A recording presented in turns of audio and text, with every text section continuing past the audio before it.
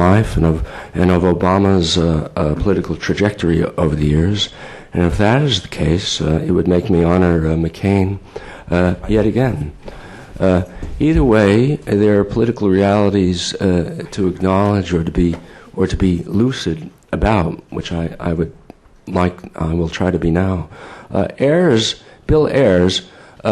Those of you who have been following the election know the story quite well. Those of you from abroad may not know it so well. Bill Ayers is a professor of education, very highly regarded. Professor of education has risen very high in the professional world of educators in Chicago. He's a national figure as a professor of education, and he was in the past one of the 2 or 3 or 4 principal leaders of America's principal left-wing guerrilla or terrorist movement, the Weather Underground, which is to say the American counterpart, roughly, of the Red Army Fraction or the Red Brigades and of movements like that.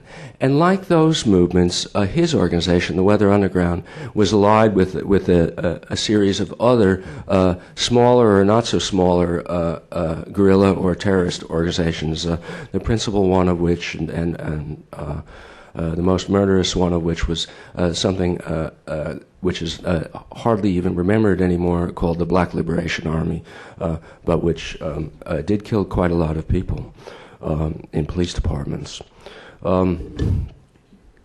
Now, it's worth asking, why did these movements come into existence? Why did they come into existence in the United States, above all? And it's for 2 reasons. One, there was a worldwide tendency on the far left to generate these movements, and the Americans responded just to the same political or intellectual forces that were at work everywhere, in virtually every other country of the world, everywhere, all over the world, except where communist parties were in power. So the United States, in a way, there's nothing to explain. The United States was just like all other countries in the world. But the second reason these movements developed in the United States was as a byproduct of the American Civil Rights Revolution, which I'll explain. And the movements developed above all as a combination of these 2 things: the worldwide development that led to guerrilla or terrorist movements, and the particularities of the American Civil Rights Revolution. And I would like to explain this by describing local developments in a particular area, which is uptown or northern Manhattan at Columbia University, and in the regions that surround it. In 1968, one of the principal events that marked 1968 as a memorable year in the United States was a student uprising at Columbia University, which Dick Howard mentioned found some echoes in France. It began in April. It certainly found some echoes in Latin America, I know, and it had a tremendous influence on some later events in the United States itself at the Chicago Democratic Convention in August of 1968 and elsewhere. It was a very large student movement, and at one point it commanded the loyalty, I would guess, of several 100,000 people in the uptown neighborhoods, or more than that, perhaps, in the uptown neighborhoods of New York, which is to say, it was quite a powerful organization, quite a powerful movement. Now, the student uprising was led by 2 organizations, the most famous of which was called Students for Democratic Society, SDS, which had been previously made note of. SDS in the United States had a very peculiar history, which was that it evolved out of the socialist or social democratic movement in the United States, the history of which is not well known, but is a quite long, largely glorious history. SDS organizationally dated back under various names to 1905 and was founded by Jack London and Upton Sinclair.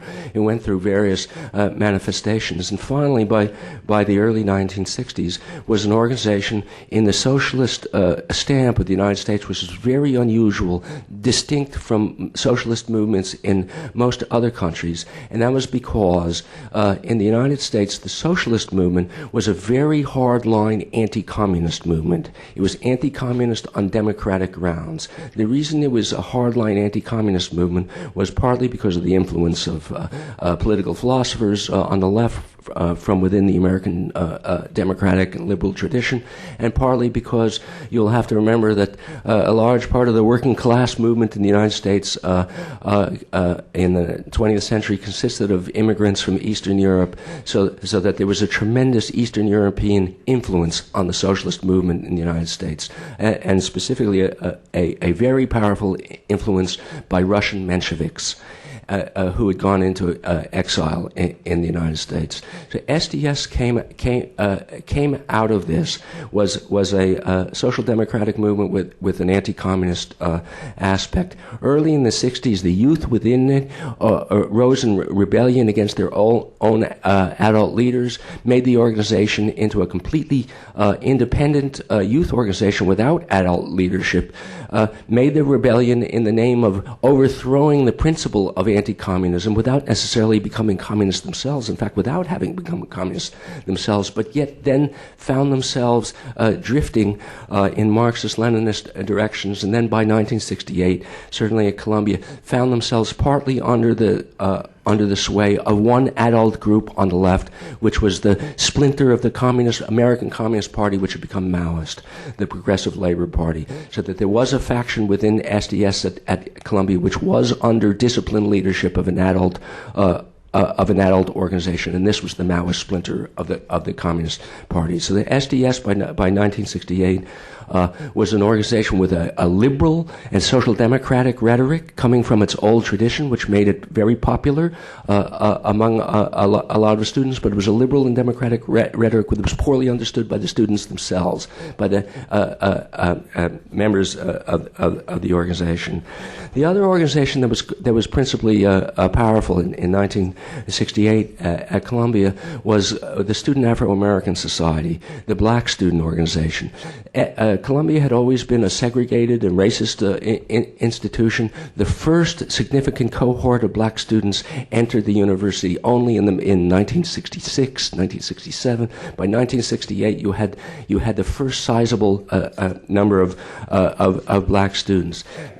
These people were, in their organization, were completely independent, without adult leadership, but they were able to look to adult leadership across the street, or really through the park near Columbia University, to Harlem, where they found a very complex political structure of adults, which was in four parts: a church leadership that which was committed to civil rights, a socialist party leadership, which was at the top of the civil rights movement, which is not well remembered today, a communist portion of the Harlem activists, which had some significance, and then finally the Democratic Party politicians who presided over all this. And the Democratic Party politicians who presided over all this were not in a position to draw distinctions among people whose support they would accept and people whose support they would reject.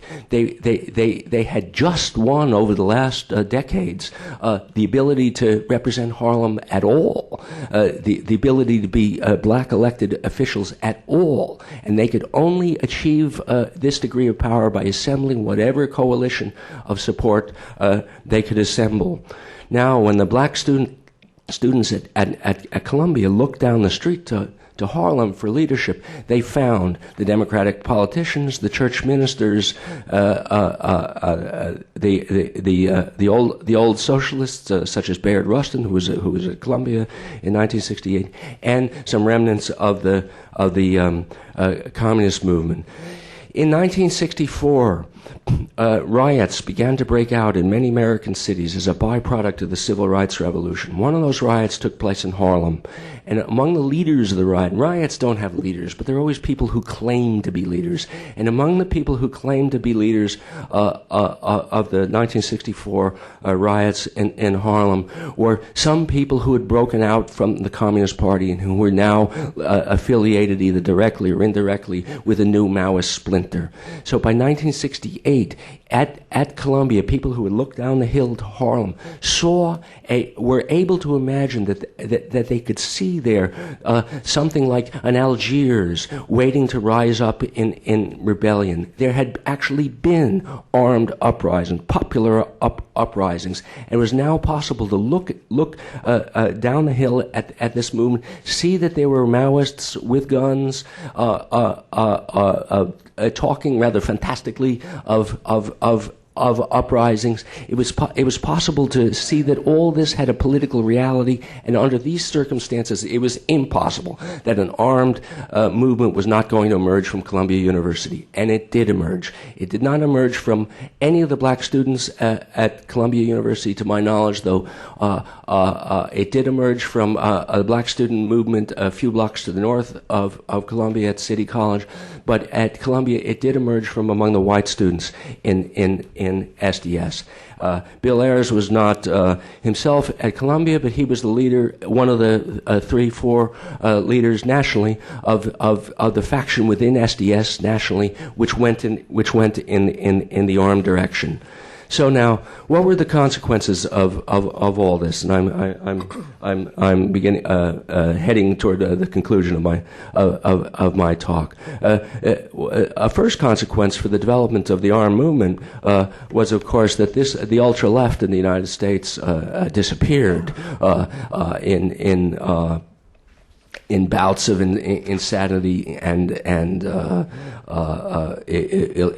illogicalness. But there were other consequences that were more interesting. One of these, speaking narrowly of the Columbia example, had to do with the black students. The black students at Columbia, as I say, in the mid and late 1960s, were the first black students to arrive at the university, and they faced a tremendous problem, which was, in what way were they going to take their place now as black students? Were they going to be grateful recipients of white largesse?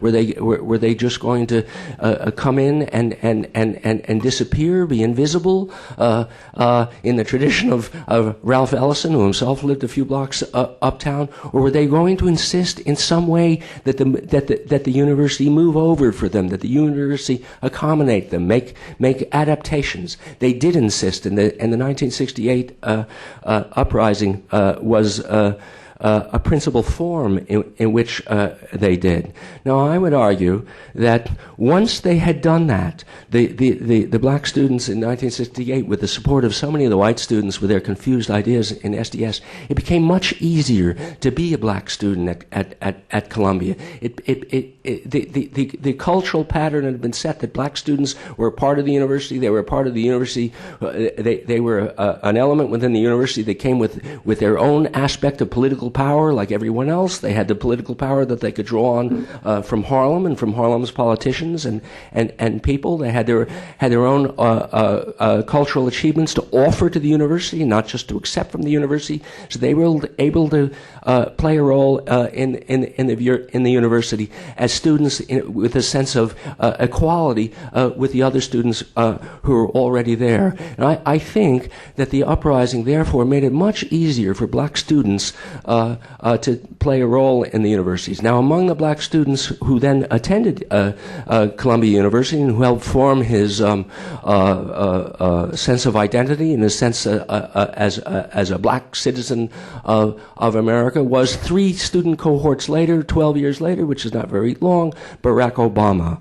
This is the place where he attended undergraduate school, and I think that he has been an heir or legatee of this tradition. Now, why would he find himself in this embarrassing situation with Ayers? And it's for an obvious reason, which is that out of those uprisings and out of the whole Harlem milieu and then the student milieu had come had come a political sense in which it made no sense to draw too sharp a distinction between the crazies with their guns and the practical politicians like Charles Rangel, who was actually active in the 1968 strike and who's now the most powerful black member of Congress. Or the church ministers on yet another hand, the social democratic reformers on yet a fourth hand. It made no sense back in those days to draw those distinctions. At least it made no sense from within the movement. Looking at the movement from outside of certainly it made sense, and it was foolish in the extreme not to draw those distinctions. But from within the movement, it seemed to make no sense. There were people with practical ideas. There were people with crazy ideas, but everybody seemed to be participating in the same cause. Now, Ayers has been able to go on with his career working it within parts of the American population who have never concluded that it's necessary to draw those distinctions. So within the world of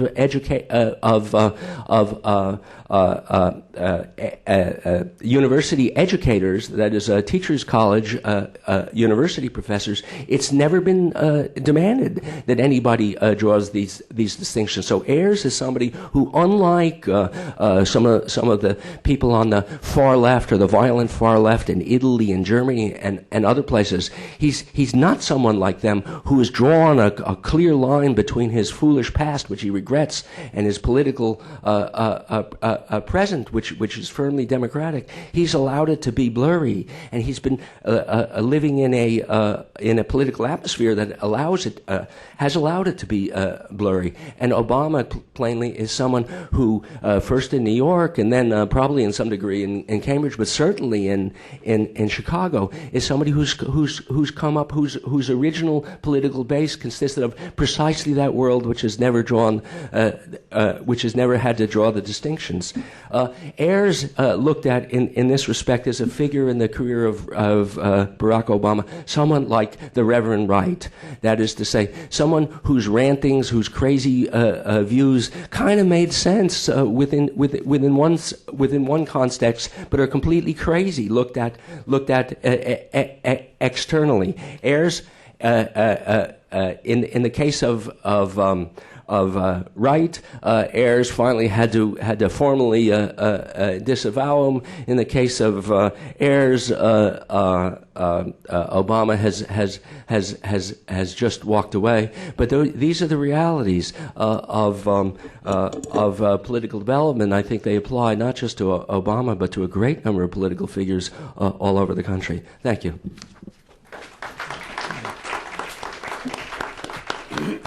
Thank you. Viktor Zaslavsky will be next. Thank you.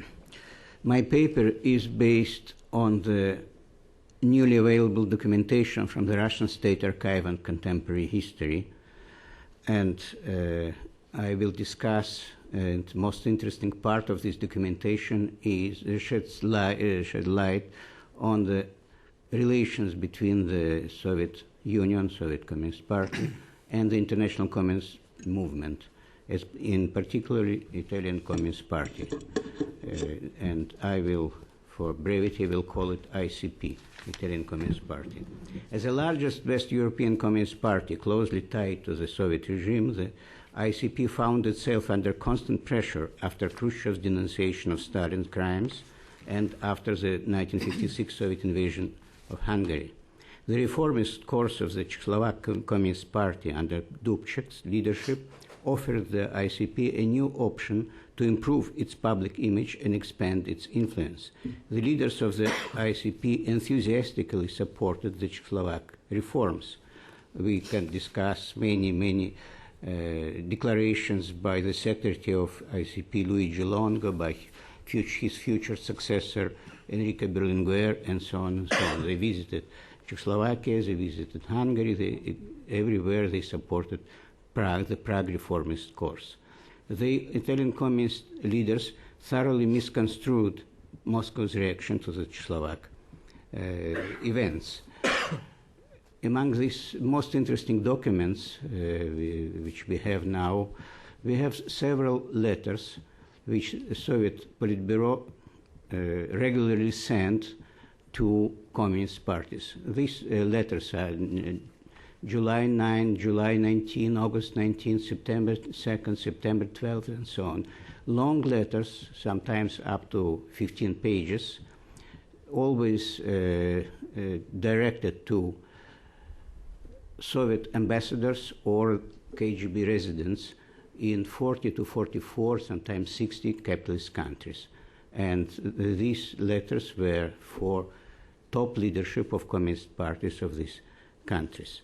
And in these letters, Politburo explained why the Prague events were particularly dangerous, much more dangerous than events in 1956 Hungary, specifically because the Prague anti-socialist element acted peacefully, and it was most important. They tried to justify intervention. They demonstrated the necessity of and urgency of the military invasion. And, for example, we can read in these letters this first formulation of the principle that would become known later as the Brezhnev Doctrine. I will quote from one of these letters. The passage of Czechoslovakia to the capitalist camp would signify a major defeat of the world socialism and the international revolutionary movement. The defense of socialism in Czechoslovakia is not an internal matter for that country, but rather an issue impacting the security of all our states and the defense of world socialism.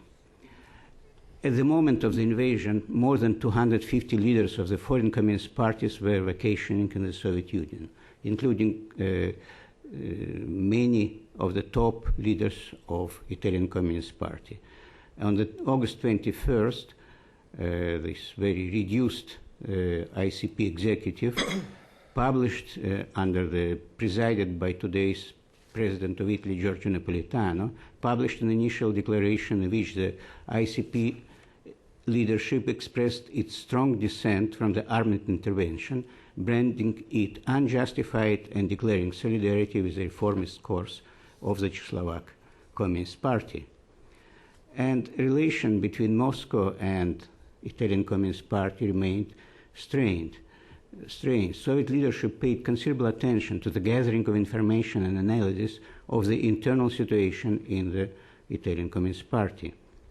Soviet intelligence, together with diplomats and commercial representatives, proved to be quite effective.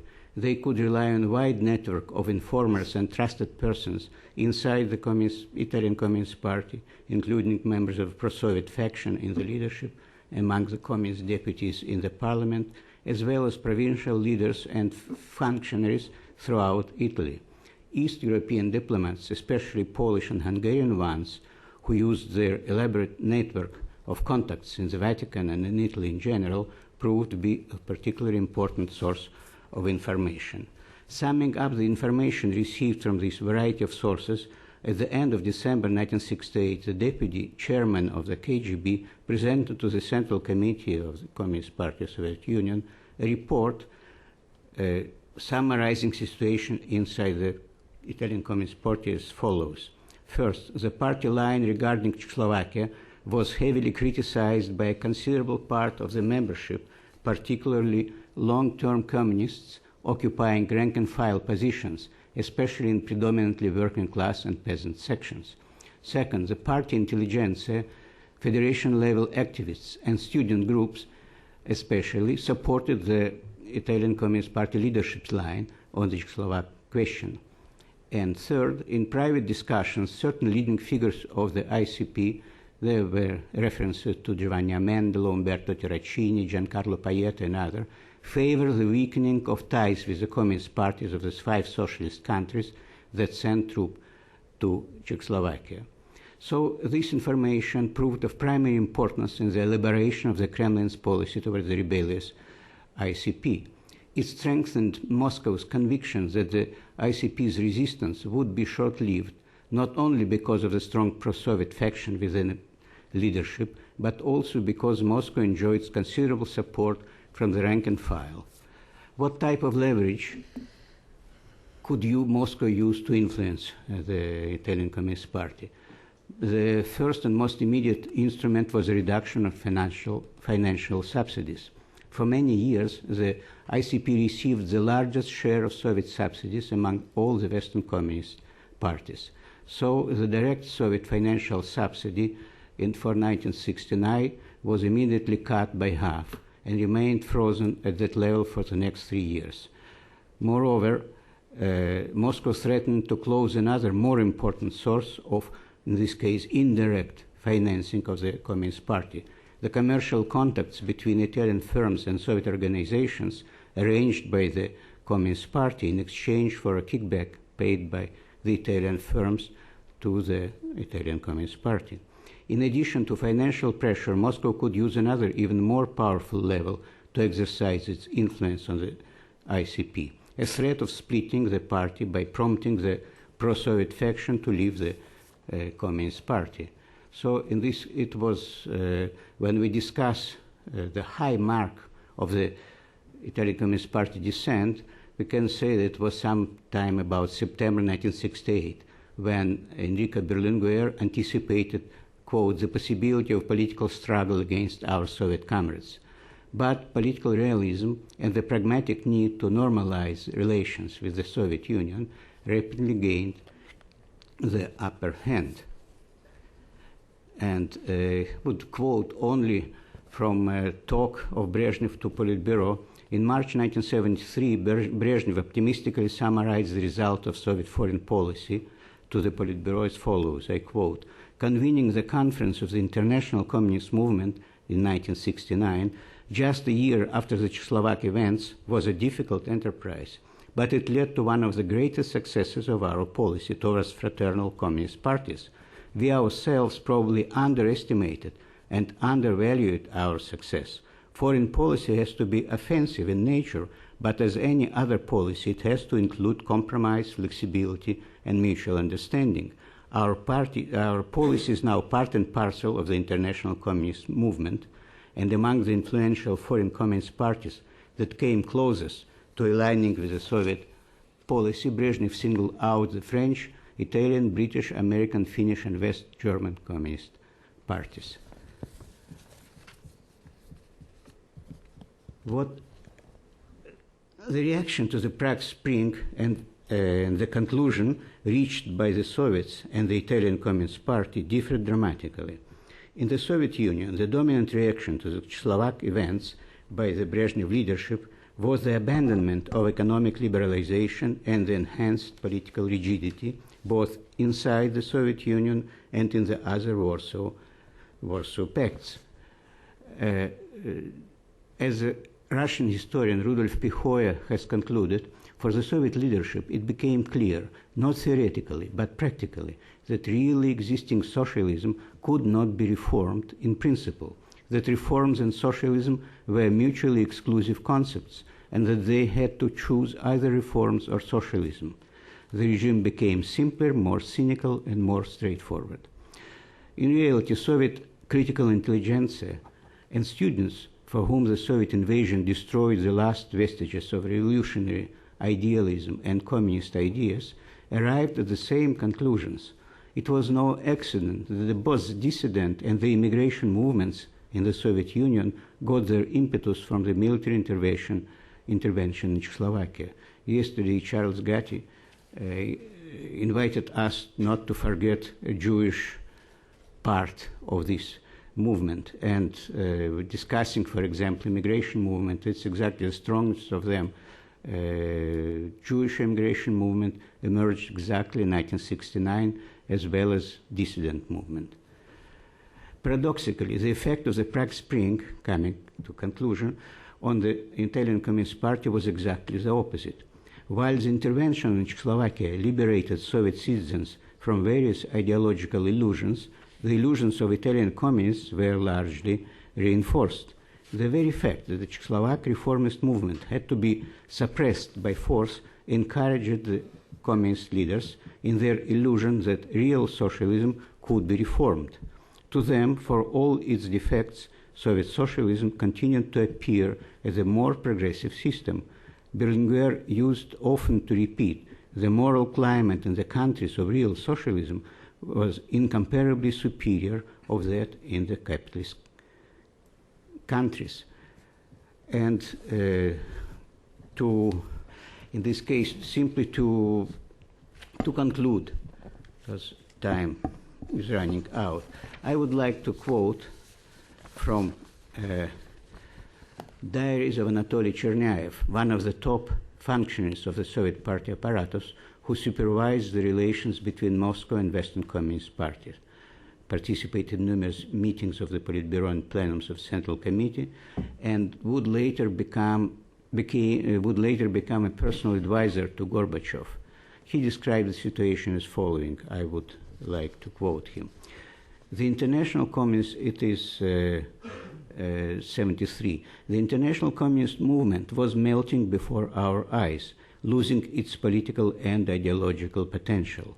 Western Communist Party were alternatively attracted and repelled by the superpower that provided the very reason and the material foundation for their existence. Totally dependent on us materially, they were rejecting the Soviet model for their countries.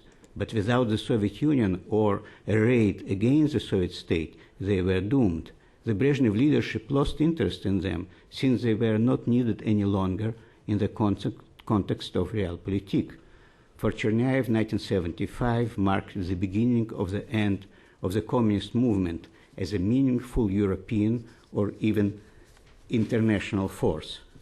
And unable to break with the bankrupt Soviet system, the Italian Communist Party condemned itself to extinction. Thank you. Thank you. And our next speaker is Aurelius Krakauer. Thanks. If 1968 was a global phenomenon, nowhere did the events take such a dramatic course as we've seen in previous talks yesterday and earlier this morning, such as those in France, where no one actually had anticipated that the revolt of students at Nanterre University would quickly spread to Sorbonne and then to the whole country. But there is nothing surprising about the French propensity to extremism and radicalism. At the turn of the 20th century, literary critic Émile Faguet said, "I have never seen a Frenchman who was also liberal." This was in 1899 or 1900. And if he were to march on the streets of Paris in 1968, he would have probably met not only Dick Howard and his colleagues, but probably he would have met also one liberal, which was Raymond Aron. And this is the subject of my paper today. The singularity of France must be pointed out in this regard, because I think it's a subject that fascinates us, those of us who study both moderation and radicalism in modern political thought. And I would like to remind you of Tocqueville's words from The Old Regime and the Revolution, who said that France has always been and has remained to this day, 1856, a country of paradoxes, quote, more capable of heroism than of virtue, of genius than of common sense, ready to conceive vast plans rather than to complete great tasks, end of quote.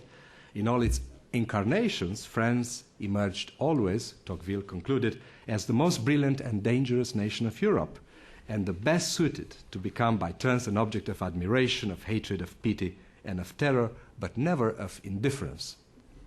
I would be very happy to belong to a country about which one could say this nice things. But I think that all these problems are epitomized by the very complex phenomenon called May-June 1968, because what happened in France, I think, took everyone by surprise. Within the span of a few days, France became a paralyzed country as workers joined the students protesting in the streets. And in Paris, the rules of everyday social intercourse ceased to work, and angry students wrote on the walls of universities, as we talked yesterday about, "Professors, you are past and so is your culture." The protests spread quickly, forcing the closure of the Sorbonne for only the second time in its 700-year history. Students also put forward bold demands such as the abolition of exams. I would always vote for this proposal. And the participation in the major decisions regarding the administration of the university, which was actually a very legitimate claim. President Charles de Gaulle came very close to conceding power, actually. If you recall, in his very unfortunate television address of May 24, of 1968, in which he proposed an ill-advised yea or nay national referendum on his government at the very moment when prominent members of the Communist Party were somewhat skeptical of the student revolt. Their future leader, Georges Marchais, dismissed Daniel Cohn-Bendit as a mere anarchiste allemand, whose actions he criticized because, in his view, they played into the hands of capitalists. How can we account for these paradoxes? There are many possible explanations, and I'm not an historian of the period, and I certainly would defer to the specialists.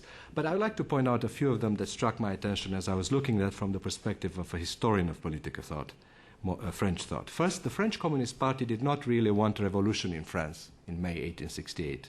As Aron pointed out in his book, The Elusive Revolution, the party was rather satisfied with Charles de Gaulle's independent foreign policy. After all, he went to Bucharest and he nourished himself from the folk music of Romanian people there.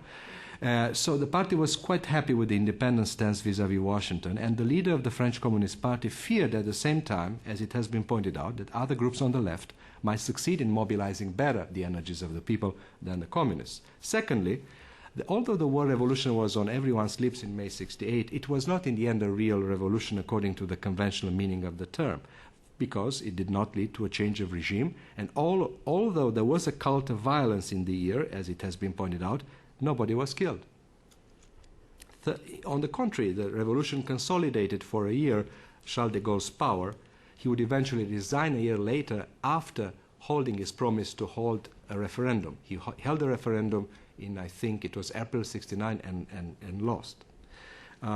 What's interesting is, I think, the third possible explanation, which is a possible explanation to this paradox, is that the whole ideology behind the students' revolt was a concoction of libertarian, anarchist, proto-socialist, and romantic expression of a revolt against modern consumer mass society. Because the libertarian favorite slogans of the students, which I like, by the way, demand the impossible, it is forbidden to forbid, take your desires for realities, could and should have appealed to those whose libertarian leanings and surrealist sensibilities. Yet, as I pointed out yesterday in my question, I think it is hard to imagine how a new social and political order might have been built solely on this rhetoric of self-realization, authenticity, and this enthusiastic spirit of revolt undergirding the practices proposed by the action committees in a climate of simultaneous exaltation and rejection of the principles of parliamentary democracy, because this is, I think, the most important lesson that we can draw from 68, this combination of an ethic of authenticity and a spirit of revolt with a rejection of the conventional forms of parliamentary democracy. That was pretty much what the students did. I would like to say that I turned to Aron in trying to make a sense of the events of 69, because Aron, it seemed to me, managed, in spite of a few mistakes he made in 68, managed to give a fairly balanced interpretation of the events of 68. Aron published his book, La Révolution Introuvable, mistranslated into English as the Elusive Revolution, fairly recently after the events.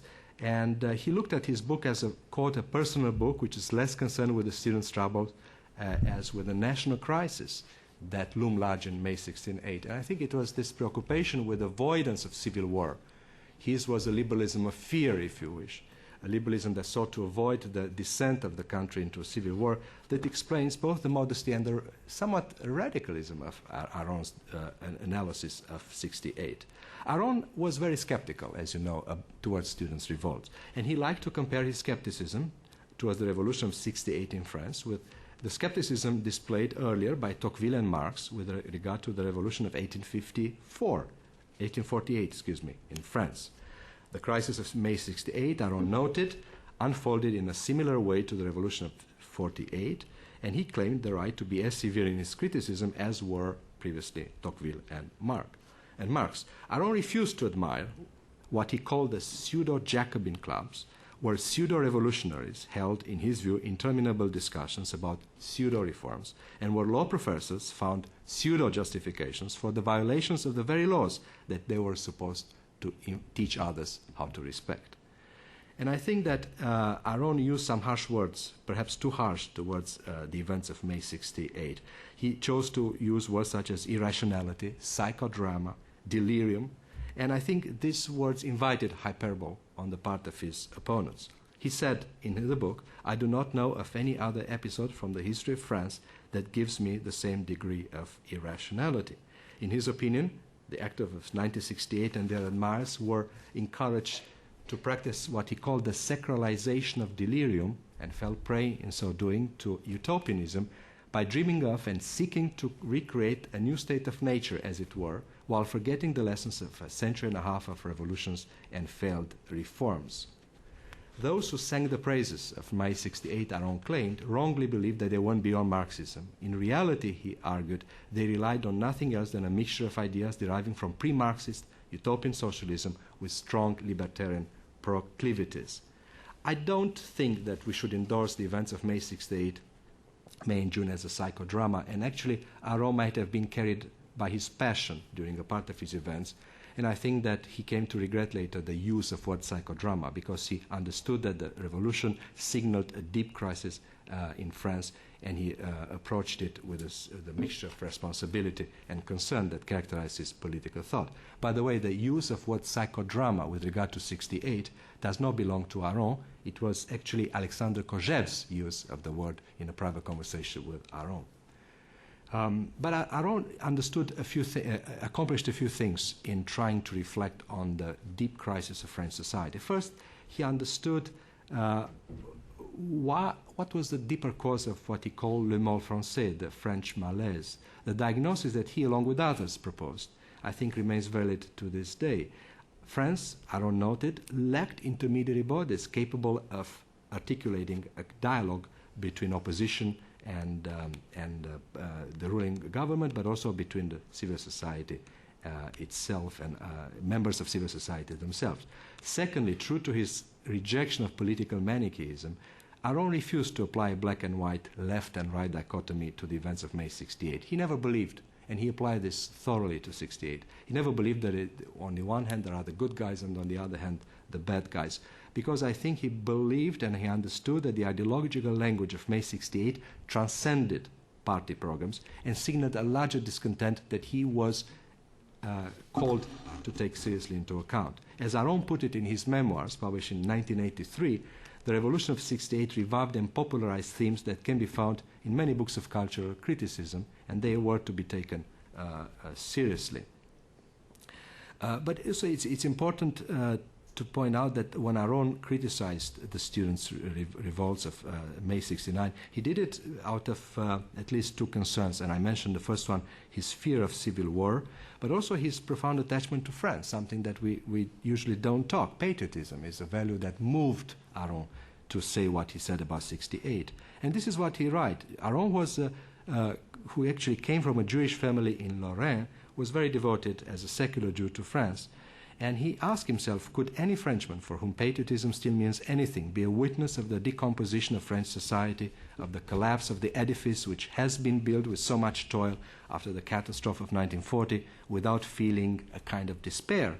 The indifference with which many young and older people displayed the indifference which many young and older people displayed for the fate of political institutions in France shocked Aron to the core of his being. Secondly, or thirdly, I should point out, Aron believed in the virtues of parliamentary democracy. Today we talk about republican democracy, democratic republics, but I think another term that should be present in our debates is that of representative government. This is a term that liberals in the 19th century used to defend their allegiance to liberty and constitutionalism, and Aron believed in the virtues and limitations, of course, of representative government.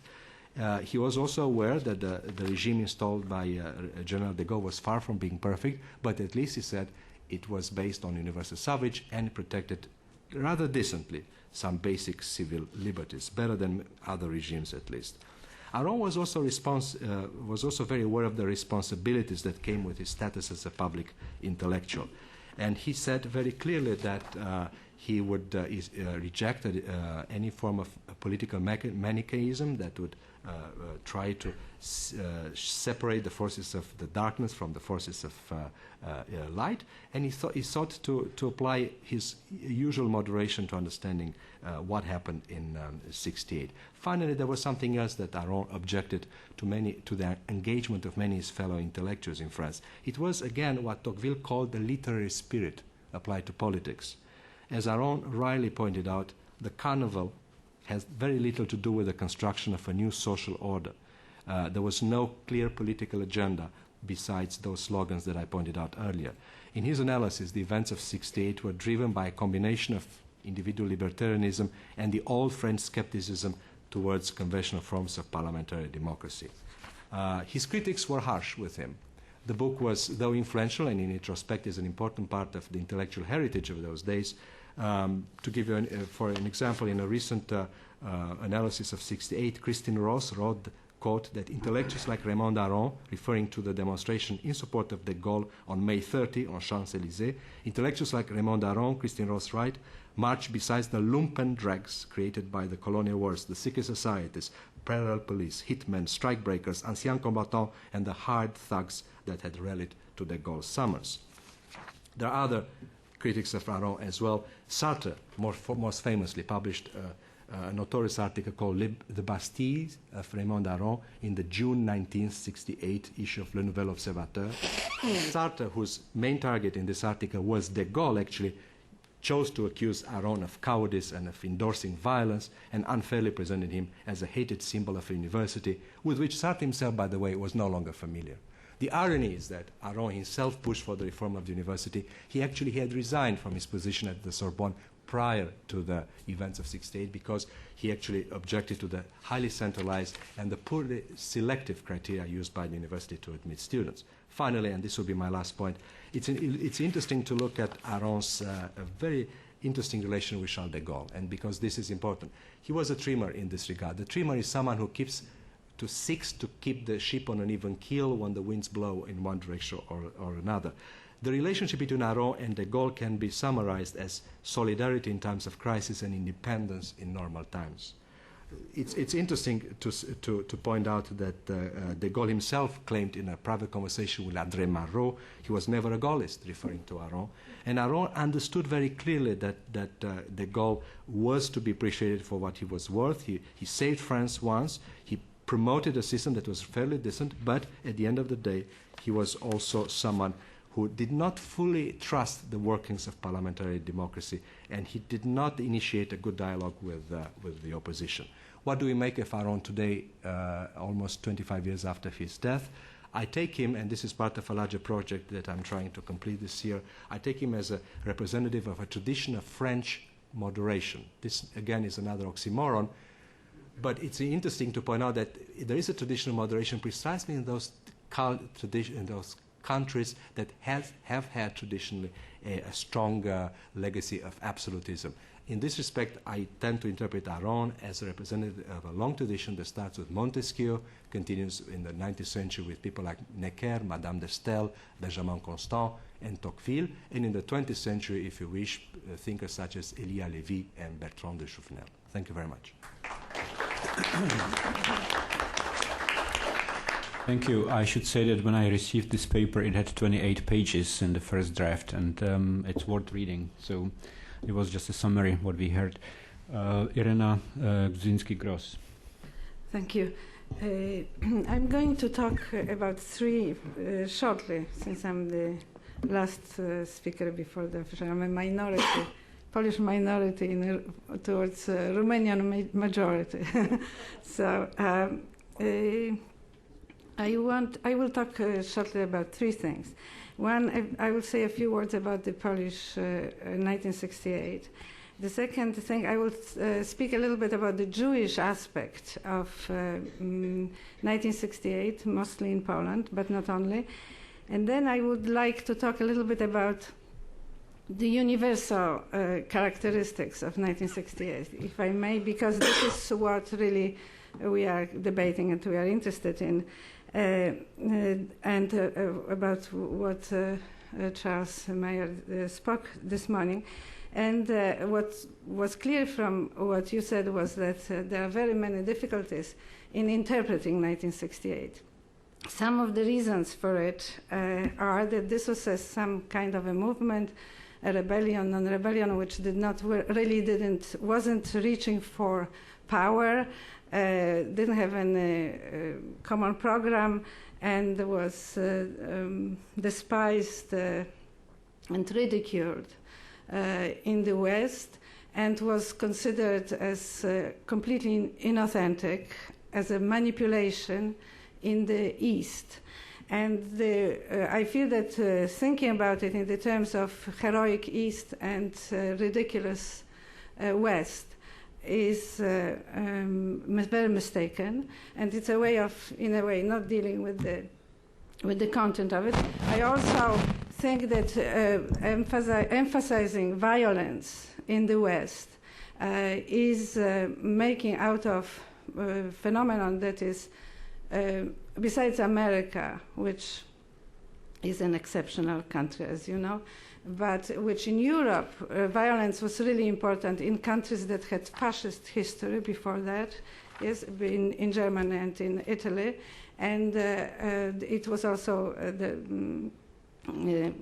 violence, real violence was also in Japan, which also had a very problematic history before that. So I don't know to what extent really 1968 is something that is characterized by that. I find it very convincing that it was a global movement, in a way, global, maybe this is not a good word to use towards 1968, but that it was general movement in many countries of the world, which was against the Yalta Agreement. This is very convincing, and this somehow corresponds to my own feeling, even though I will be trying not to talk history from within, warned as I was today, this morning, that it is not.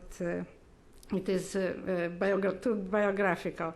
But in a way, I also know about that some of the historians say that all history is biographical. Even if you write about Middle Ages, it is, in a way, can be referred to your biography.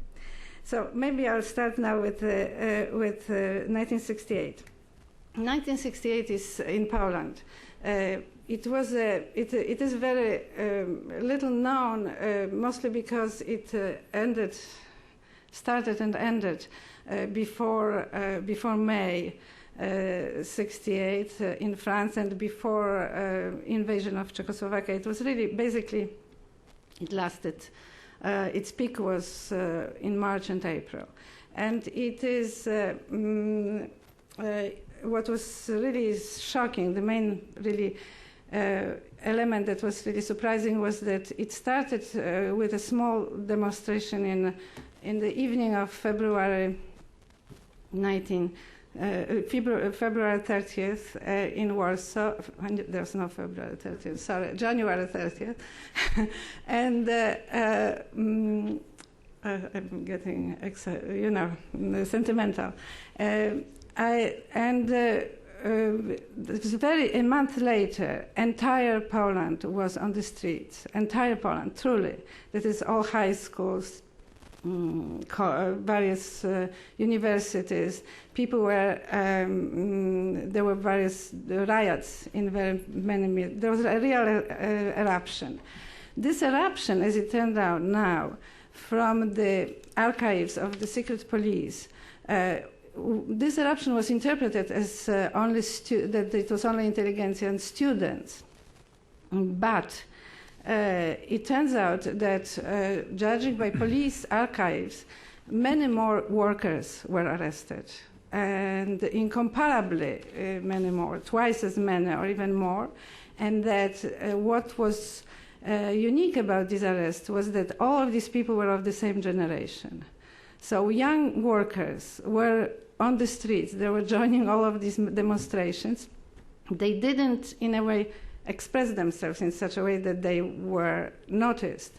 And only now, seeing the arrest, you can see that this was really, truly a generational revolt.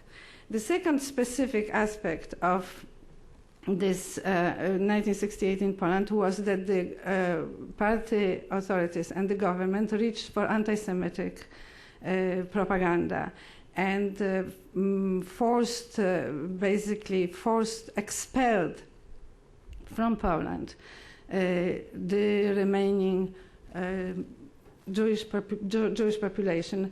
That is, this emigration is again, as now it's known from the police files. It was about 13,000 people who emigrated on Jewish papers. This was a shocking experience for people, for the generation of our parents.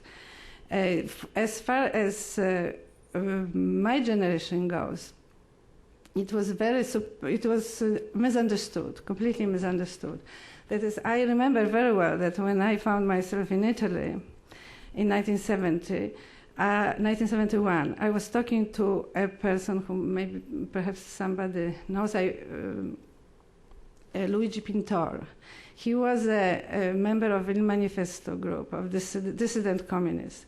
And we went, me with a couple of friends, we went to him asking him to interfere to release Modzelewski, Kuroń, and Michnik, and so on, or to protest, to go, and so on.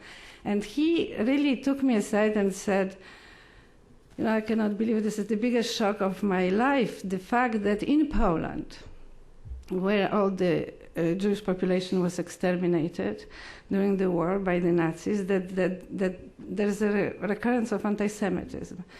And I consider it the most stupid thing that I've ever heard in my life, because I thought this was just a propaganda, party propaganda, and like everything that party said was completely empty, had no real meaning. What I wanted to say about it, this is not about me only, this was about our generation, that is, about people who grew up in Europe after the war in complete silence about, or formalized speech, which was like silence, about the Holocaust.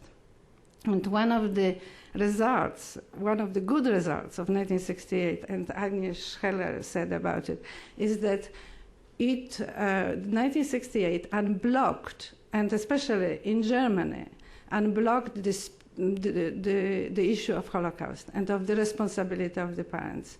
The 1968 was a rebellion against the generation of the parents. And each of us had our own parents, and each of us had parents guilty of one thing or another. And our parents were silent. And one of the conditions of reviving and kind of looking at Holocaust in Europe was 1968. Was the rebellion of the children against their parents. The second good result of 1968 was something that was said here in many ways already about Yugoslavia and about the vanishing point. This was the end of communism. This was really the death of communism, 1968. First of all, by invading Czechoslovakia, this ideology committed real suicide. Saying to everybody, as we also heard, that this was a system that couldn't evolve. Secondly, the events, even before the events in Poland, all of the initial activity was done, again, as Agnieszka Heller was saying, in this intermediate sphere, that is in the sphere of what was permitted. So the people who really organized the events were people who were believing, young people who were, as so-called revisionists, who believed in the reformability of the system. The people who did not believe in the reformability of the system did not, they thought everything is manipulated and how nothing will change. They will send us to Siberia, so nobody really moved. But the organizers were the people who were in dialogue with reality. These people, after 1968, turned absolutely away from that ideology. So this was the end. This was the end, but this end was, of course, the beginning. So this is another good result of 1968, if I may advertise it as a.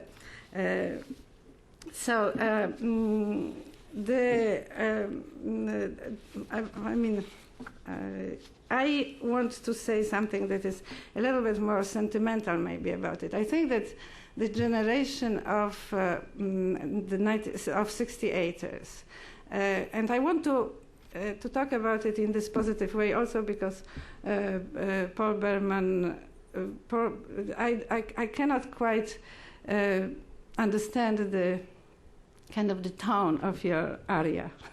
That I want to say that this, because there is a lot of negative, whatever I hear about 1968 is always very negative.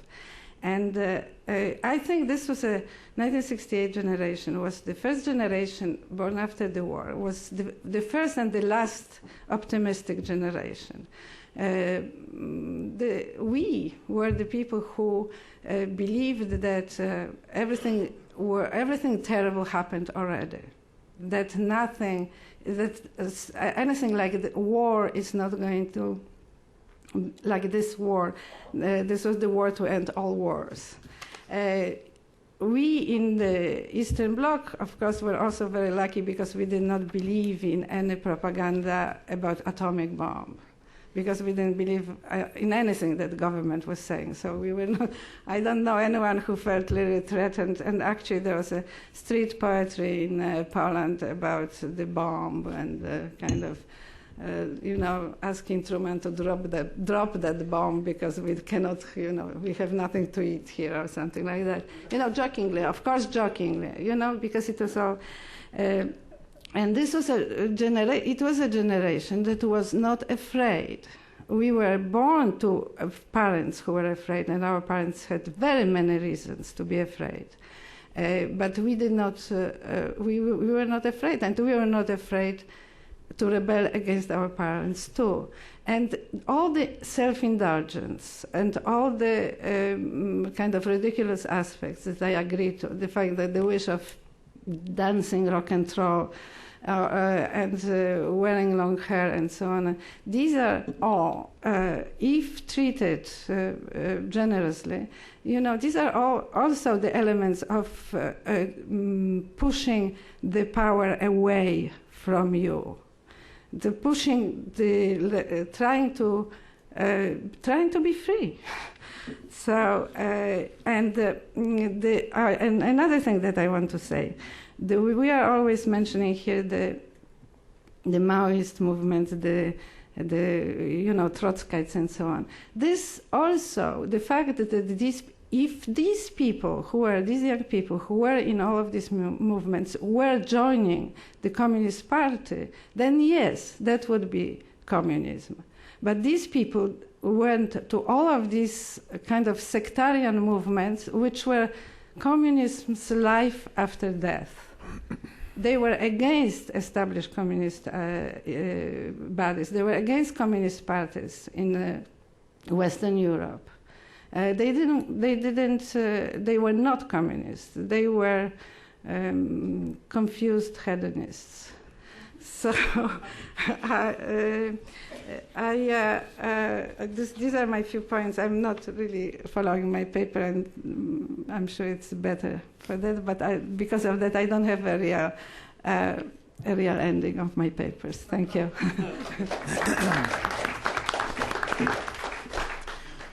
Thank you very much. Well, we seem to have enough time for a discussion.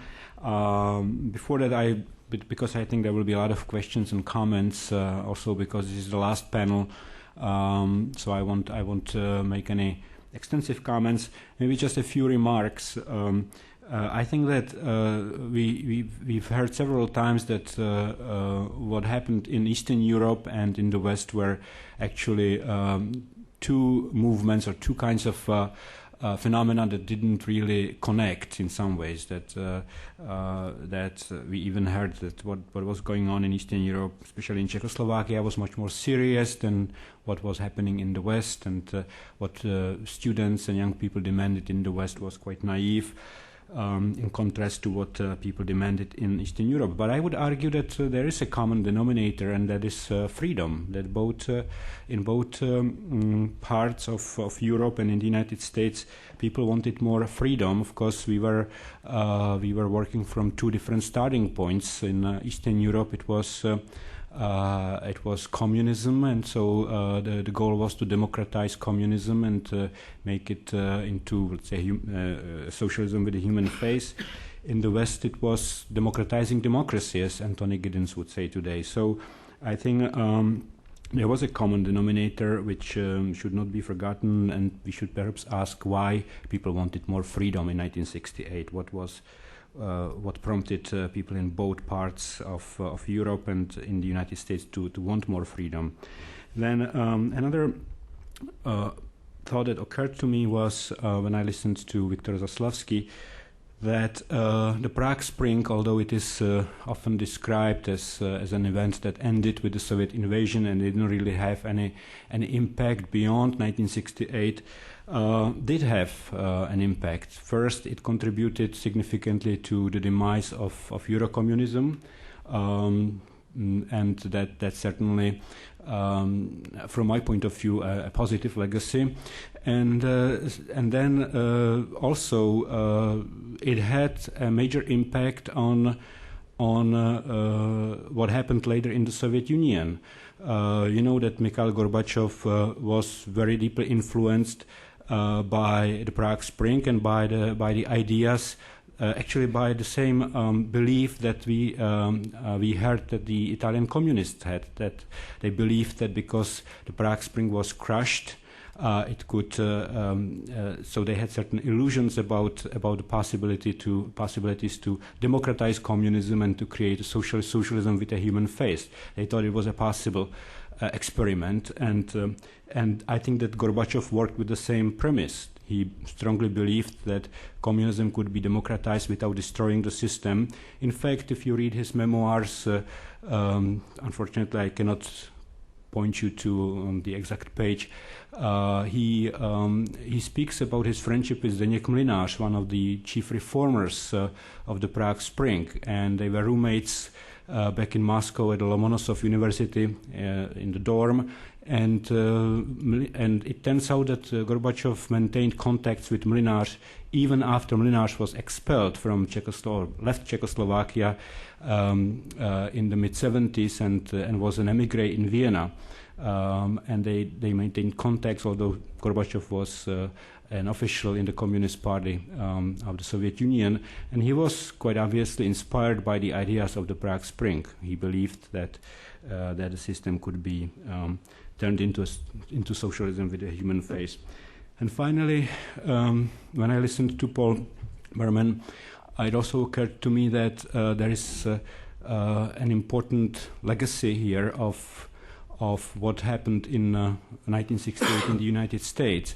Again, we heard some opinions about how naive this whole movement was, and it ended and left no legacy. But it seems to me there is a very strong legacy of the civil movement for civil liberties, for human rights. And I would even argue that without 1968, Barack Obama would not be the president of the United States today. So if you need a stronger piece of evidence than that about the importance of 1968, I don't think we would find one. So let's go to questions. Let's start there. You go first, Aggie. Agnes. I would like to add one thing to what Iron said. I think it's very important to understand that 68 politicized a whole generation. Lomond published an article, I think it was in April 68, when someone complained, the writer complained about the indifference of the young people to politics. And that was 1 month before the 68 May. Now, what does it mean, politicization of a generation? It meant basically to develop an entirely different relationship to the past. That meant an intergeneration conflict as well. You mentioned that in Germany, these young people who were the leaders of 68 are all almost without exception Nazi parents. They revolted against Nazi, they revolted against not to speak about the past, that you have to face the past. In France, Vichy was entirely forgotten before 68. Everyone was in the resistance. And this young person asked the question, no, what about Vichy? What about us? In Hungary, they started to ask the question whether we were not murderers, we were only victims. Whether fascism is identical with those who do not like the Soviet Union, anti-fascism with those who like the Soviet Union. Basically, the whole relationship was, I would say, the starting point of intergenerational justice. And when you speak about the black students in Columbia University, that's also something which has to do with intergenerational justice. Civil rights movement in America is in another context, basically very similar, that the young people want the parents to look into the face of their past, what we did before we were born, what you did before we were born, and when we were still children. So I think it's extremely important because a different kind of looking at history, a different kind of self-critical, self-searching attitude to our own history, and I think it's very important. Only one thing to Roman Aron, he was not alone. Paul Ricoeur was also of this kind. He also resigned his job at Sorbonne to go to Nanterre, and he was also thrown out as an enemy of the New Left from Nanterre in 68. So Roman Aron and Paul Ricoeur have a very similar history, and that's all. Okay. Do we want to respond to? Some questions. Maybe more questions then. Let me follow up. I wanted to support Irena's critique of Paul's aria, but also defend Paul as well. I mean, it seems to me that it's true that people who were joining these extremist groups were doing it out of rebellion. But they were doing it, and here I've come around to Paul's point of view, they were doing it out of a kind of a democratic impulse. I was at the SDS convention that abolished, there was a clause in the Constitution of SDS which said that SDS is closed to totalitarians of the left and the right. And this was imposed on SDS by the Socialist Party leadership. And this seemed to us to be simply an anti-democratic move, and we thought that if our ideas were good, they would triumph. This was perhaps naive, but this, I think, is constituent of democracy. And that leads me to then this our own affair. And to begin with, you began by talking about the communists not wanting to seize power and Marché treating Cohn-Bendit as an anarchiste allemand.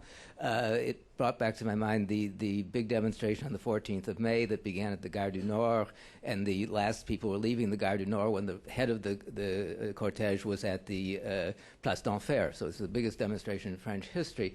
It began with Danny replying to Marché, treating him as a tas de fumier ambulant, a smoking straw pit, if you will. But then, as we left and went towards the place, there was we went by the headquarters of the so-called Fédération de la Gauche démocratique et socialiste, which was what was left of the Socialist Party. And Mitterrand, among others, was on the balcony overlooking this parade, and the parade basically ignored them. And what's the meaning of that? The meaning of that was that this was not a revolution in the traditional sense of seizing state power. As that demonstration, that cortege got to d'Enfer, there were a number of people who then cried out, "À l'Élysée," meaning, let's take power. And instead, what the group did, the dissolution, was to go out into civil society and try to organize from below. And in this regard, coming to the Aron critique, it seems to me that Aron's pamphlet was a reply to two other pamphlets that came out before his, and they're worth mentioning for people who are interested in this period. The first serious analysis of the May movement came out, I believe, the 24th of May already, and it was a book called La Brèche, The Breach. and it consisted of 3 essays by Edgar Morin, Claude Lefort, and Cornelius Castoriadis, writing under a pseudonym because he still wasn't a French citizen at the time. And it made this same argument. This was a breach. This was a new kind of movement, a new kind of way of doing politics. The second book that came out shortly thereafter, and also before Aron, was a book called Ces idées qui ébranlèrent la France, those ideas which shook up France. It was written under a pseudonym of Epistemon. The author was actually a philosopher named Didier Eribon. And it argued that Mai 68 was a mise en oeuvre of Sartre's critique of dialectical reason. That if you looked at the Sartrean categories and you analyzed the movement, you saw this coming into being, this translation of philosophy into reality. Why do I mention this? Well, because when we talk about the upshot of Mai 68, then, if it's the case that Aron is influenced by these 2 pamphlets, as I suspect he was, and in particular, if he's writing this polemic against the Sartrean reading, then isn't it curious that some 2-3 years later we're going to find Sartre, Aron, and Glucksmann together at the Élysée? The Petits Camarades find themselves back together again, and what are they there for? They're there for the boat people.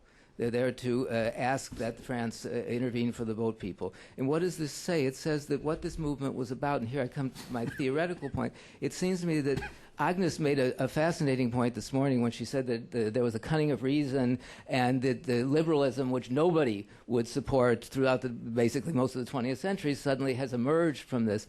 I think it's not so much liberalism. I think it's, in fact, democracy that's at issue, that these rights were there as part of democracy. And what I would see, if I could imply the cunning of reason, I too have my Hegelian side. An American understanding of Yeah, clear. But I mean, what it seems to me is that it's in fact going on, and this goes back to the idea that was proposed this morning again, 1914 as a crucial period. It seems to me that Marx's old mole, that was always digging, right? That old mole wasn't the revolution. That old mole was and has been since the time of the American and French revolutions. That old mole has been democracy, and sometimes it digs deep. Sometimes it comes to the surface in odd ways, and it gets guacamole'd down. But that it might be fruitful if we're looking again to we're coming towards the end of this meeting. It might be useful to take that idea of democracy as an old mole, and I mean, it was, in a sense, this is what I tried to do in the book called The Spectre of Democracy, where I began the book by saying that Marx wrote spectres haunting Europe, the spectre of communism. Perhaps it was the spectre of democracy that's been along all this time. Sorry to talk so long. Okay, one more comment or question, and then we'll go to the panelists.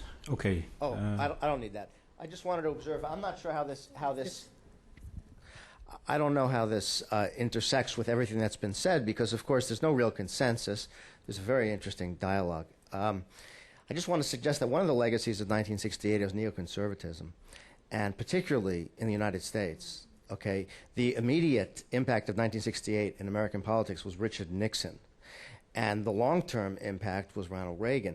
This is part of the story. It's a very complicated story, and it's very exciting at this moment to think of Barack Obama as kind of the apotheosis of 1968, and but George W. Bush also was in some complicated way, and I think that complicates the story in lots of ways. This is not a thesis; it's just an observation. Okay, let's. So one more. Okay.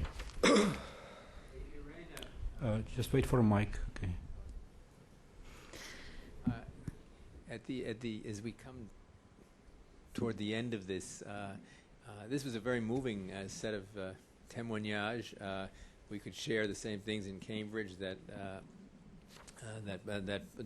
Paul did, and I appreciate the defense. I'll reread Raymond Aron. French liberalism, the Montesquieu tradition, is the loneliest one in France. They've never been able to field a mass party. Actually, it was.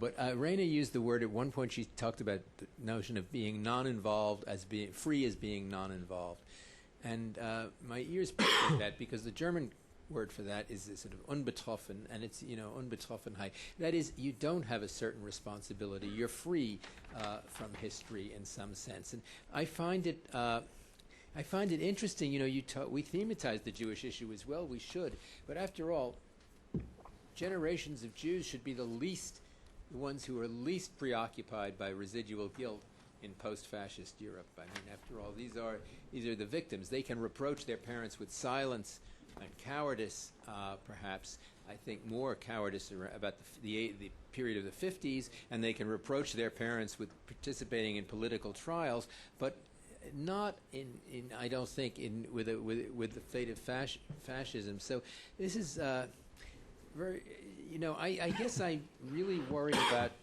the concepts we're using. I'm not. The notion of democracy, it's not being defined here. I mean, what is democratic besides counting votes? How do we have this sense, but it's not really pushed, and freedom I don't think is really pushed. What I would like to just ask Paul to think about, or I think it's the problem for all of us in politics, at a certain point, what responsibilities do we take for the past? And that is the problem presented by 68. That was the problem presented for which he defends, and I think rightly and admirably so, Joschka Fischer. It is the problem, with the Barack Obama, the Reverend Wright problem, the question of the ex-weatherman consultant. At what point we become obsessed with line drawing at a certain point in history. Especially on the left, were you a Stalinist? Were you not a Stalinist? At a certain point, we can forgive things. We also know in practical politics we shake hands with terrorists. I mean, look what policy has done with Gaddafi.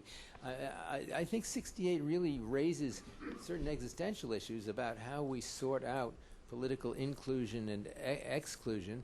I don't have any ways of doing it, but it's at the end of this, I think what remains most vivid to me is, yes, the historical findings and debates, but also just that these problems are, represented to us now, and will, of course, always be represented to us. That's more a cri de coeur, I guess, than a question, but in any case, I put it on the floor.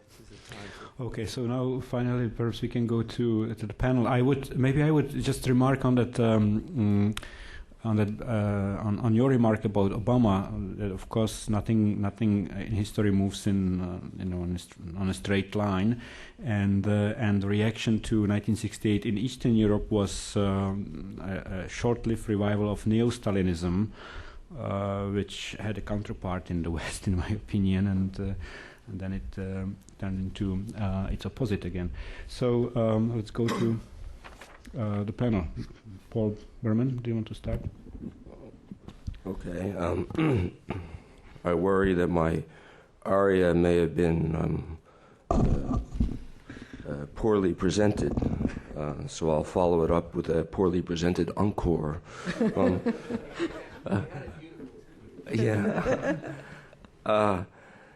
One of the themes that seems to have come out of the conference as a whole is an appreciation that the 68 movements in different countries led in the long run to some very good things, and this is led in different ways for each country. The evolution of the Italian Communist Party to the current Democratic Party of Italy is a good thing.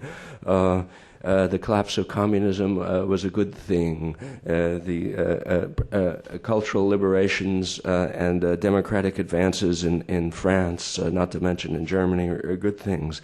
And I think likewise in the United States. I don't want to be misunderstood about that.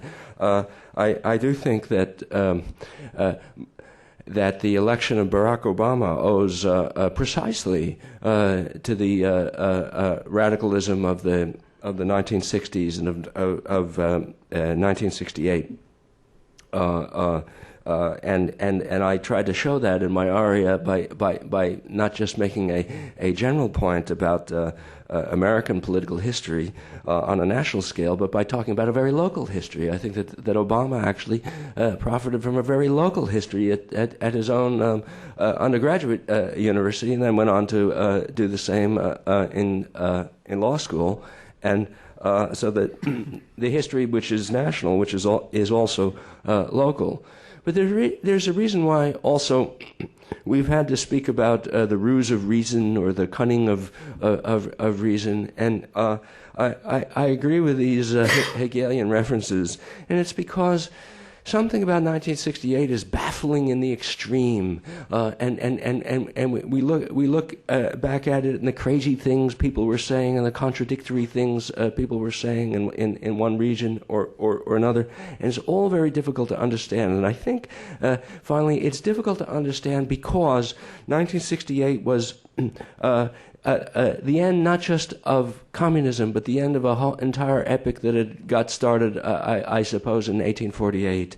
So it was the end of the 19th century left, and but because it was the end of the 19th century left, and yet it was the last moment of the 19th century left, which meant that a great number of things that took place in 1968 took place on using language which was incredibly archaic, and language that really made no sense at all. So you had people go blathering on in 19th century categories about the proletariat and capital and this kind of thing from out of the works of Karl Marx, referring to a modern life that bore very little relation to that. So this was a mass movement across the world conducted in a language which was to our ears today sounds nearly medieval, and it's because of this antique legacy that hung over 1968 that I think that the 1968 movements had so many contradictory qualities. I think we've seen those contradictory qualities. We see those contradictory qualities today in the career of Obama. The reason he's had these annoying scandals that he had to deal with of Reverend Wright and of Bill Ayers is precisely because there were these antique qualities which he's had to slough off and which were not so easy to slough off. So that there's perhaps a second story that could be told. Which ought to be the subject of a second conference, which is really how did the liberalism that we were speaking about, of the lonely liberalism of Tocqueville and others, how did this lonely liberalism finally achieve its victory over this antique, dusty leftism that we're speaking about? We know that it hasn't achieved this victory totally, but it's been the whole history of large part of the world. Seeing the whole history of a large part of the world has shown the struggle between these two different strands, the antique leftism and the Tocquevillian liberalism, and we've seen that in the United States during the last few months. A final point on violence. Sometimes I find it necessary to point out to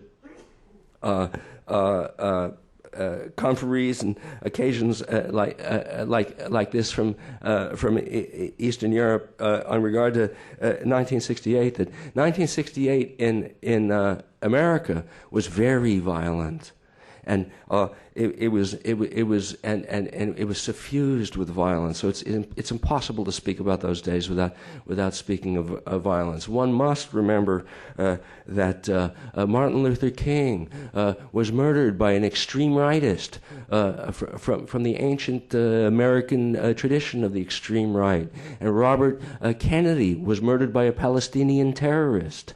The race riots which had occurred over the course of the 60s ended up with, I think, several hundred people killed, which meant a lot of violence. 60 people in Newark, 60 people in Detroit. I'm not certain of these figures, but something of that sort. And all of that against a backdrop of the Vietnam War, in which 58,000 Americans, not to mention the Vietnamese, were killed in a war that even now people argue was an imperialist war or an anti-communist war. And so the definition of the war itself remains uncertain. But 58,000 people in a struggle that was at least partly against communism. So the whole era for us comes draped in a black of mourning. Okay. I would like to answer to Irripe. And if Gorbachev had been influenced by Czech reformers like Mlynarz or by Italian communists, as claimed quite often these days, it's still a matter of debate. But the major problem is, the major weakness of Gorbachev is exactly this influence, if it existed and not his own production. The Italian communist theoreticians could not even dare to ask what would have happened if the Prague reformers had gained the upper hand. Their ideological convictions did not even permit them to imagine the future that would come to pass some 20 years later in the Czech Republic, Slovak Republic, after the collapse of real socialism. So the return to a market economy, to a multi-party system, to the European Union, and so on. And when it's important to see what happened after '68 in the Italian Communist Party. During the decade after the Prague Spring, there something like peculiar culture of crisis developed in Italian Communist Party. Italian communists saw a looming crisis everywhere in the capitalist world without realizing that the epicenter of this crisis was located in the Soviet bloc and in the international communist movement itself. And they embarked on a permanent search for a mythical third way, not between capitalism and socialism, but between the Soviet model and social democracy. And they generated sterile Eurocommunism, virulent anti-Americanism, and glorification of the third world as the crucible of anti-capitalist revolution. This was the following 1968. Thanks. Okay. Very briefly, Professor Howard raised an important issue here with regard to what is the core concept of the debates around the revolution. I do think that there was something true to our own statement that the core of the matter, he said, was that criticism without a positive alternative risked ending in nihilism. That's what he believed.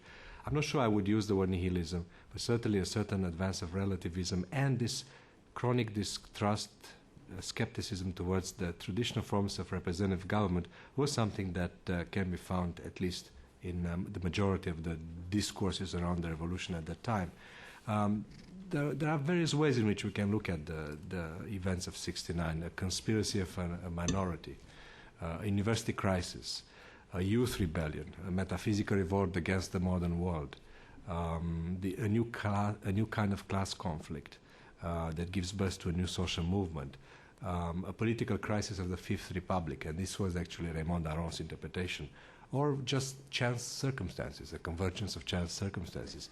Be that as it may, I think what we can understand, what we can take from this, all this, is that even when the traditional institutions of parliamentary democracy and representative government do not work well, they are still better than the alternatives. And I think that '68 shows that, in a way, reiterates a belief that others had expressed a decade earlier, that it's the death of utopia. In the modern world, utopias are no longer an option for responsible individuals. There will always be a romantic revolt against the platitude, the gray of the bourgeois society.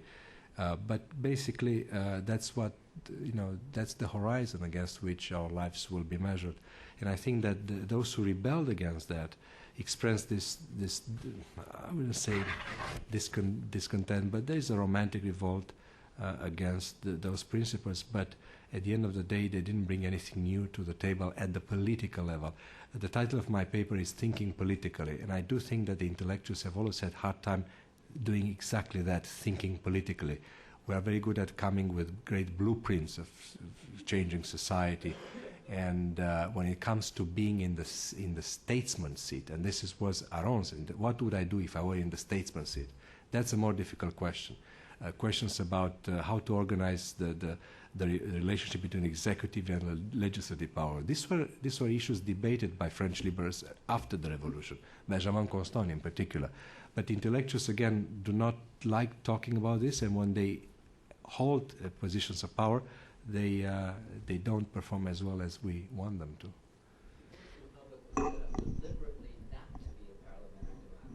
Yeah, I know. Yeah. And that's why Aron criticized De Gaulle for precisely that. Yeah. I would like to say two things. The first thing is about Obama. I think that I have read yesterday, I think, in one of the publications that Obama is a post-racial president. And also that he is somebody who finally ends the problems and the debates of baby boomers. And I think we have to really give him a break and release him from, he's not a 68er. He is not involved in our problems. He is not. He's not an hereditary. This is not, because you can put his, his trajectory, you should start it from a different line. You should start it from slavery, even though he's not a slave, but he is a black American. You know, you can interpret him on various ways. The fact that we interpret him as 68er, in a way, is our problem. It's not his problem, I hope. And the second thing is about, I feel this is finally, finally there was a step made forward from leaving behind certain kind of burden. At least I hope so. We can see what he does, too. Yeah, of course, we will see what he does. Of course, this is what is going to decide this. But the hope is that he's not going to be enmeshed in the same, the same marshes in which we have to walk. And the second thing is about the guilt and about the Jews. I wanted to say, it's not so simple. That is. The generation of Jews or people of Jewish origin born after the war, I will be talking about Poland for a second. Just those people who remained in Poland, those people of Jewish origin who remained in Poland, were in their majority, not all of them, but of course in their majority, they were linked to their past was linked to the communist movement. Now This was very problematic for their children, this tradition, and this is the question, what our parents did is not a question, the same question as in, I assume, I hope, not the same question as the question with our people in Germany, but nevertheless, this is a very serious question. Another question was that our parents survived, and that was also linked somehow not with triumphant feeling, because they were silent about it. There was some history behind, which was for some reason very silent, so it was very unclear what happened. So that was not very easy to live with that type of silence. There was a conference at the beginning of the year, in March, in Poland, in Warsaw, at Warsaw University, about 1968. And one of the people who were active in 1968, whom many of you know, Alexander Smolar, gave a talk during this conference, which was incredibly interesting. By the way, the centerpiece of the thing was the debate between Adam Michnik and Daniel Cohn-Bendit, which I was moderating. So it was really somehow very pertinent to everything we were talking about. Smolar said that very many of the leaders of the student movement in Poland were of Jewish origin. Very many, that would mean probably about 20 people. And well, 30, let's be generous. And but that also that in other countries, the student movement was also, there were several people involved in it that were of Jewish origin. And the question was why, if there is a reply to this. And he said that there were probably two reasons. That one reason was that this was the last generation of Jewish intellectuals who, starting with the French Revolution, felt responsible in some way, speaking a universalist language. Then he said the second reason was that this was a generation of people who unconsciously felt learned a lesson from Holocaust and from what the interpretation of the Holocaust was linked to that silence, and that is that certain kind of passivity had to be overcame, and that therefore they were active. And I was talking to him later on, and I said that there was another thing that was linked to this, I thought, that people of that generation felt that their survival, and they were treated like that by their families, that their survival, or the fact that they were born after the war, that they were, that this was something very special, that in a way their life did not belong to them. So this is the unconscious of history, no, not the real of history. I have several raised hands, and I know that there's someone who wanted really to speak, but I was told that we have to finish at this moment, basically.